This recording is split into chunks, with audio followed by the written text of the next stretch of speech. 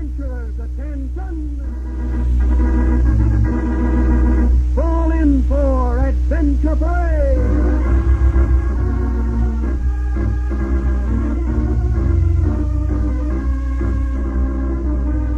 The Mutual Broadcasting System cordially invites all adventurers from 6 to 60 to join in its parade of the world's most famous stories. Stories of action, mystery, and adventure.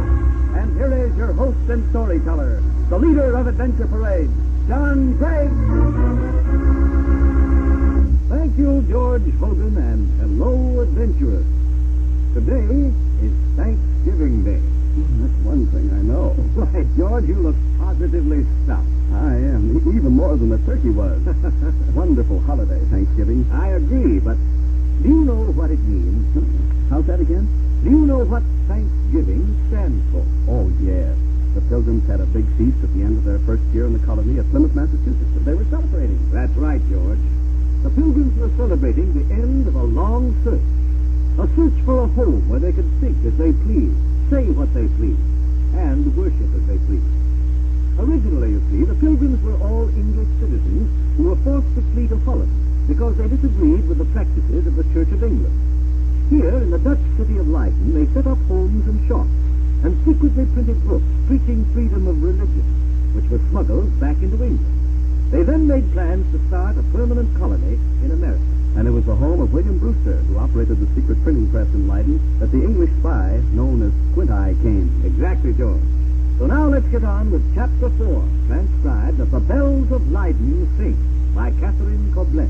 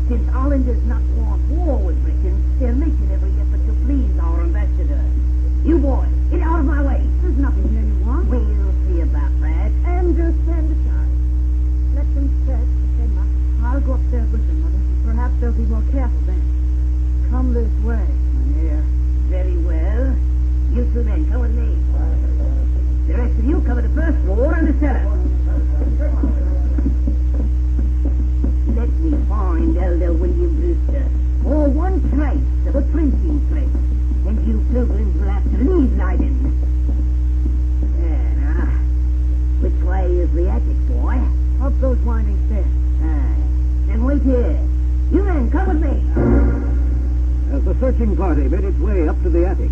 Andrew darted quickly into his room, a wild, desperate thought rushing through his mind. If the chest was locked, they'd force it. But if it was wide open, maybe they'll pass it by. The cocker spaniel, Pompey, greeted Andrew joyfully as he entered his room. Quickly picking up the dog in his arms, Andrew opened the chest at the foot of his bed, pushed aside all but the layer of clothes covering the great iron screw of the printing press, and put Pompey on top. Now, Pompey, dead. Play dead. The cocker spaniel looked up at his master for an instant, then lay down flat on his side and let his tongue loll out. Andrew knelt by him, petting. Boy, where are you? Here, in my room. And we will start here. Open the dresser. Lift the bed apart. You go downstairs, boy. But my dog is sick. He'll frighten me here. I don't worry about dogs. Here now, find anything in this room? Then look in the other room. I'm quite sure the printing press is somewhere in this house. Harsh voices and heavy boots echoed through the Brewster house on the Steinstieg Road until very late that night. But after 2 hours of fruitless labor, the English spy was forced to admit defeat, and with a snarled warning led his squad of Dutch soldiers off down the canal. Andrew sighed with relief and quickly locked his chest. The house quieted, and the girls, Patience and Fear, slept, while Mistress Brewster stayed awake with Andrew, worrying about Elder Brewster. In the morning, Andrew's friend, Rembrandt Van Ryn, reported that Elder William Brewster had escaped safely through the secret tunnel and was now far beyond the city limits of Leiden.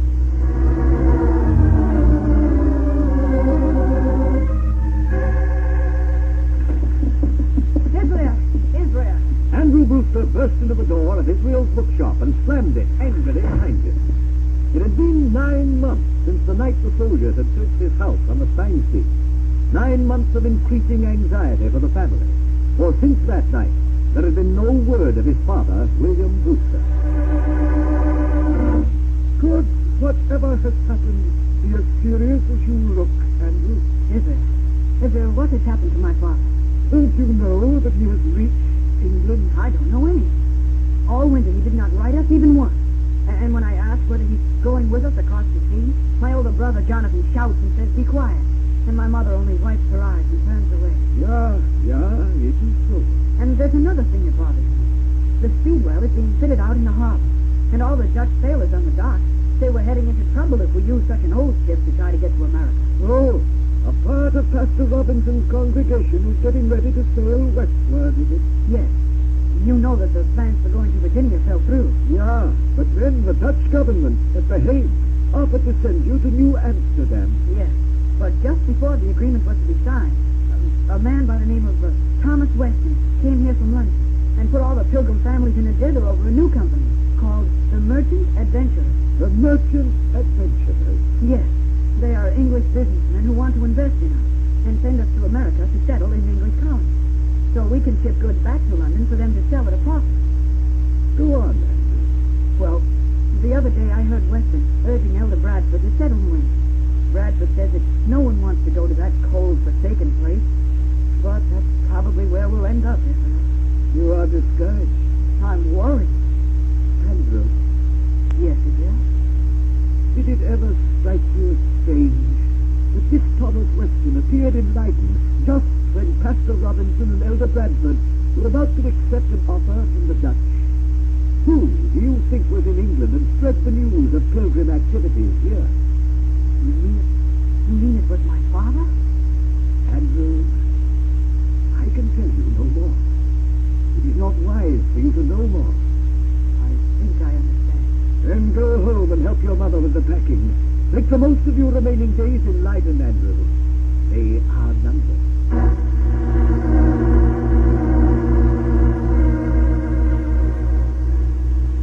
William's chair went by the first guard, with the table and the cabinet and my spinning wheel. Oh, the silverware. Jonathan, put those candlesticks with the silver. Now, where shall I put those green cushions? Andrew! Yes, Mother. Andrew, are you sure your chest is packed full? I've never looked at it. Oh, yes, it's all packed, Mother. Just the same, bring me the key, and let's see whether we can repack it and make room for these green cushions. But, Mother, I tell you it's full. Please do as I say, Andrew. The speedwell must be loaded by tomorrow. The shadow of a frown crossed Andrew's face. He knew his mother would never allow him to keep the iron screw from the printing press in his chest. All that extra poundage, she would say, for a boy's fancy. Andrew, I want the key to your chest. He reached in his pocket for the key, and then his heart jumped with thankfulness. The key was not there. Instead, there was a small hole. I can't find it, Mother. Well, look for it then. There's a hole in my pocket. It must have fallen out. I declare, Andrew, sometimes I think you will never grow up. I suppose we'll have to get the lock. Yes? Enter. Well, good day, Mrs. Brewster, Andrew. Elder Bradford. Come in, come in. Well, the packing is almost completed. I see you're ready for the trip to England. Yes. Jonathan and the girls are sorting the things we don't need, such as William's book. William's book? Well, we must take them, Mrs. Brewster. They're food for the spirit. And what will we women have to feed the body if you take up room on the speedwell with books? Provisions are being purchased for us in England by Master Weston of the Merchant Adventurers Company. Aye. And after Weston has lined his own pockets, he'll buy precious little food. And I understand no butter goes. You men have decided butter is a luxury, and that we can get along with marrow from the bones of wild beasts. Perhaps, Mrs. Brewster, if the money holds out, some London butter might... London butter. Stale and smelling to high heaven. And here we are in Leiden, where the best butter in all the world is. Elder Bradford. Yes, Mrs. Brewster.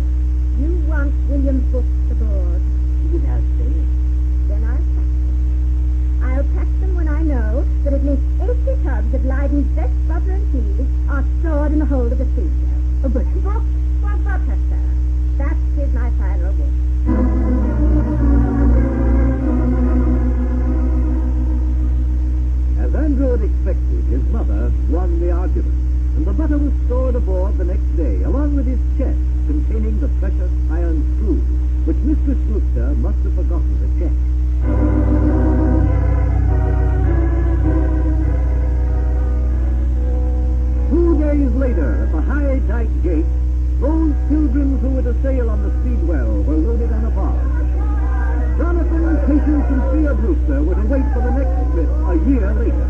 So they stood on shore, waving to their mother and Andrew, who were soon sweeping under the south gate of the city. For the last time, Andrew heard the ringing of the university bell. And just as the barge moved out into the harbor, he saw more people join his brother and sisters, all waving goodbye. There was Professor Polyander in his great cloak, and Israel, the bookseller, in a case beside him. Andrew looked and looked, as though he could never see enough of the walled city. How beautiful its towers were, how many and fine its churches. Suddenly he hugged Pompey close, and buried his face in the dark silk black coat. Andrew, isn't that your friend on the wall? There? Andrew looked up. There by the dike gate was chubby Rembrandt Van Ryn, upside down, his legs spreading back and forth like a jumping jack. He was turning cartwheels and waving goodbye to his friends. Everyone aboard the barge laughed. The antics of the Dutch boy seemed to break the nervous tension. And bless Leiden. It's the best city in the whole world. And we can prove it too, Mother. For we have lived here.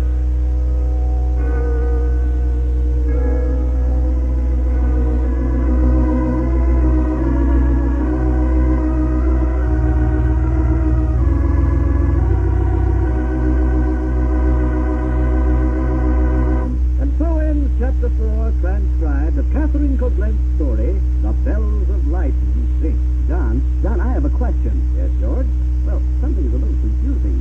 The Pilgrims came to America on the Mayflower, not on this other ship. The Speedwell, you mean? Mm-hmm. Now, what happened to the Speedwell, and when does the Mayflower come in? Tomorrow, George, when we hear the very exciting climax of our story.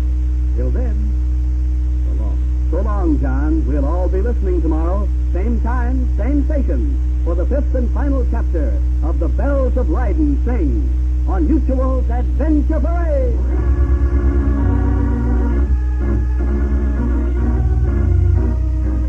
The Bells of Leiden Sing was adapted for Adventure Parade by permission of Longman, Green and Company.